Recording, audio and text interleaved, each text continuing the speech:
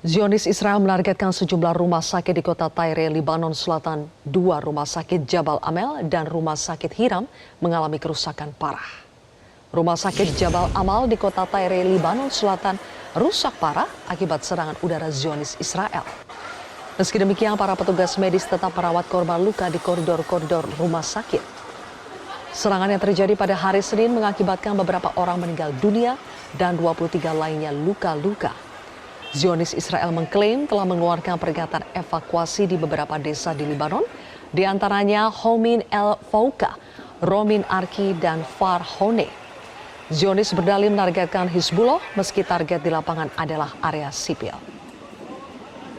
Rumah sakit Hiram juga tidak luput dari target serangan Zionis Israel pada hari Minggu. 13 staf rumah sakit mengalami luka-luka akibat serangan udara Zionis tersebut. Tentara rezim Zionis menuduh Hizbullah menggunakan rumah sakit Hiram sebagai markas.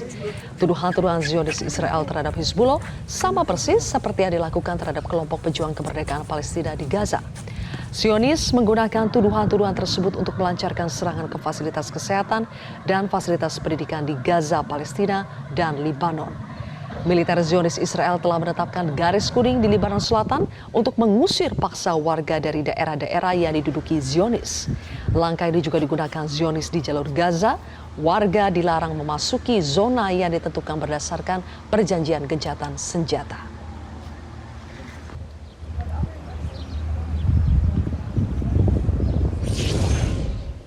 Presiden Amerika Serikat Donald Trump mengklaim tentara Zionis Israel dan poros perlawanan Hizbullah di Lebanon sepakat untuk menghentikan serangan satu sama lain. Namun Hizbullah menolak gencatan senjata tersebut. Iran sebelumnya memperingatkan Zionis Israel untuk tidak melakukan agresi baru ke Lebanon. Terbaru, Donald Trump dilaporkan mengamuk pada Perdana Menteri Zionis Israel Netanyahu dalam panggilan telepon pada hari Senin dan menyebut Zionis Netanyahu gila. Setelah peringatan Iran atas eskalasi di Lebanon, Trump memberitahu Zionis Netanyahu bahwa Netanyahu akan berada di penjara tanpa Trump.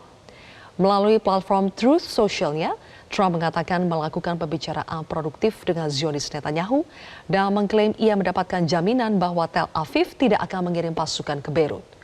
Klaim ini muncul setelah Iran memperingatkan mereka tidak akan mentolerir gelombang agresi baru terhadap ibu kota Lebanon yang melanggar gencatan senjata antara Teheran dan Washington.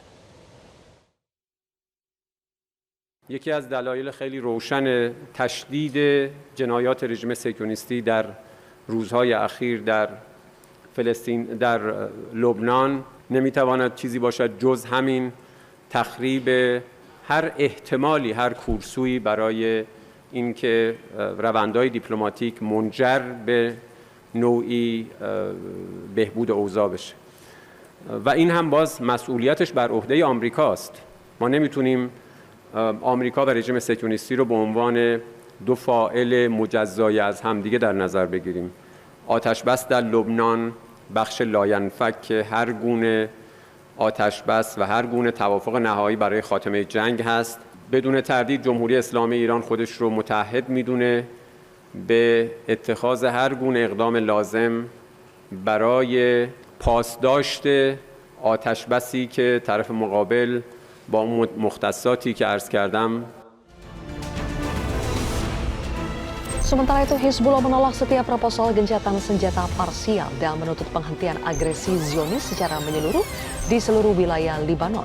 Hal itu disampaikan anggota parlemen Hizbullah Hassan Fadlallah yang mengatakan kepada saluran Al-Mayadin pada hari Senin bahwa posisi partai Hizbullah adalah bahwa gencatan senjata apapun harus bersifat total dan mencakup seluruh Lebanon.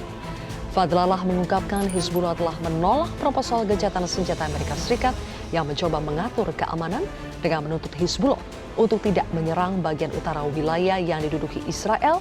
Sebagai imbalannya, Israel tidak boleh menyerang pinggiran selatan Beirut.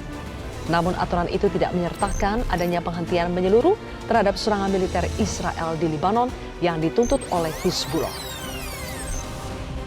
Fadlallah mengatakan perkembangan baru muncul pada hari Senin menyusul intervensi dari Iran yang memperingatkan rezim Israel agar tidak melaksanakan ancamannya untuk mengebom pinggiran selatan Beirut dan mendesak pemukim di wilayah utara yang diduduki Israel untuk meninggalkan area tersebut sebelum adanya operasi pembalasan di kawasan tersebut. Komando Militer Pusat Iran memperingatkan para pemukim Israel di wilayah pendudukan utara untuk bersiap evakuasi jika Israel melaksanakan ancamannya untuk mengebom Beirut Selatan.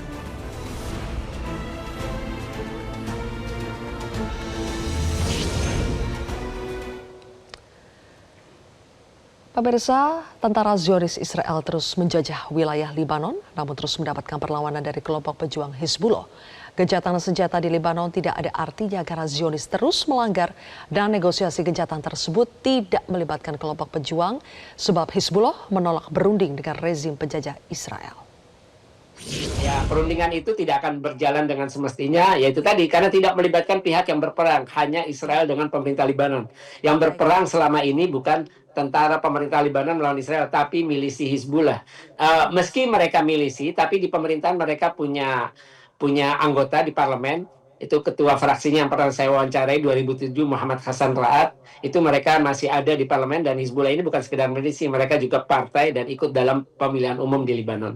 Ini memang situasi sangat rumit di Lebanon karena memang negara ini adalah negara yang kekuasaan sistem pemerintahnya dibagi sektarian, di mana Sunni, kelompok Sunni mendapat jatah sebagai perdana menteri, kemudian juga presiden dari kelompok Kristen dan ketua parlemen dari kelompok Syiah, tapi Syiahnya bukan Hizbullah, Syiah Amal yang lebih kecil. Jelajahi cara baru mendapatkan informasi. Download Metro TV Extend sekarang.